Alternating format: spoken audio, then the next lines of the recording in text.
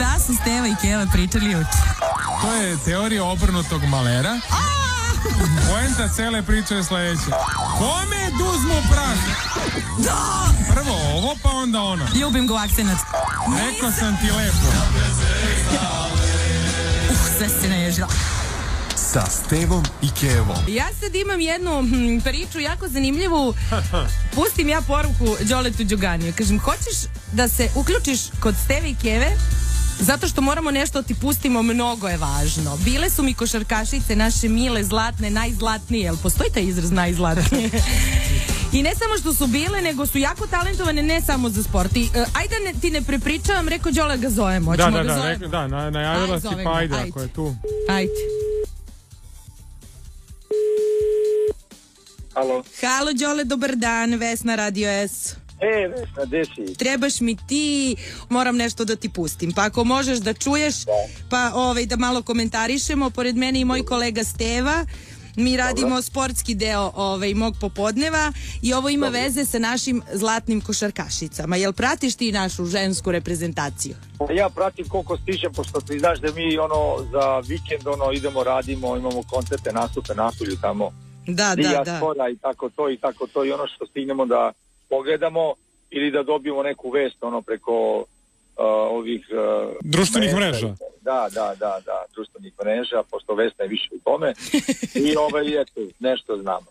Đole, ja znam i viđam te na ovom maratonu često, čak i trčiš i trčao si, ne znam koliko si aktivan, evo malo da te ubacim ove druge sportove, malo dvoranske, može, a? Ja sam bivši atletičar, to malo ljudi zna, ja sam inače sa Nikolićem, glavni čovjek koji vodi maraton, ja sam sa njim trčao, on je trčao kratke pruge, trčao s tim na 200 metara, a ja sam bio srednjo prugaš, mi smo bili zajedno u reprezentaciji, samo nešto da kaže koje godine.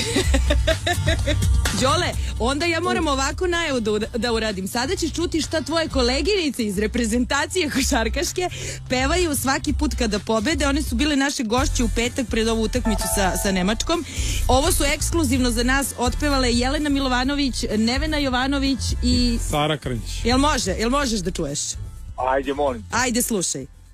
Hej, gledam ti, gleda ja, sendviča su samo dva, usto još i bajata, ali, u šumici, smo se mi još u čas, pa su raka najeli, šta nam fali, udara, tragiva ludara, osad sunca tera, spasa nam nema, drvo do drveta, dugme do dugmeta, krevet do kreveta, sadba nam se sprema. Opa, baš je dobra ova klopa. Nada spusta šuma gusa, dalje ulazi na usta. Znači, reci. Genijalne, neverovatne, ne mogu da verujem prosto. Pa znaš šta, možda bi mogao da ih pozoveš za neki sledeći spot, da uradite neku kolaboraciju.